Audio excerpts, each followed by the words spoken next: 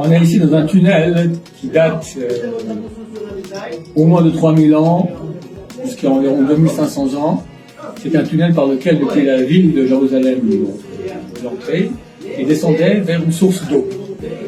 Il y en a qui ont dit que c'était pourquoi c'est souterrain, pour une raison stratégique. Si on est attaqué, il y a un ciel sur la ville, alors on peut arriver à l'eau sans que les ennemis arrivent. Moi, je ne crois pas à ça, parce qu'on fait pas un travail extrêmement aussi grand de creuser comme dans la pierre. Ça fait 200-300 mètres, d'accord, de souterrain comme ça qui arrive à une source d'eau.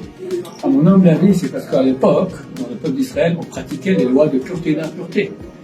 Et une femme ou un homme qui était impur allait se tremper au mikvé, en bas. Attends, quand il remonte, s'il rencontre, il y a 8 sortes de reptiles morts, s'il touche un, il est de nouveau impur. Il y a 11 sortes d'impuretés qui peuvent le toucher.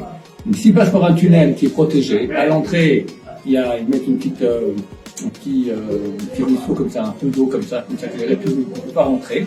Donc ils sont complètement en sécurité, ils peuvent rentrer chez eux en toute pureté. Regardez donc la pureté d'Israël, ce travail énorme de creuser comme ça dans la terre uniquement pour la pureté du peuple d'Israël. L'importance du mikvé, pour les femmes bien sûr, pour les hommes aussi. C'est ça notre sceau, la pureté qui nous rapproche d'Hachem. Baruch Hashem.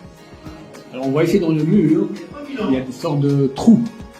1, 2, 3, 4, 5. Qu'est-ce que c'est? C'était en fait des endroits dans lesquels ils mettaient les lampes à huile.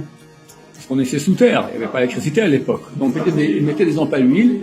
Et lorsque dernièrement, il y a quelques dizaines d'années, ce souterrain a été découvert par les archéologues, et ben ils ont trouvé dans ces trous-là encore les lampes à huile de l'époque, qui n'ont pas bougé depuis l'époque.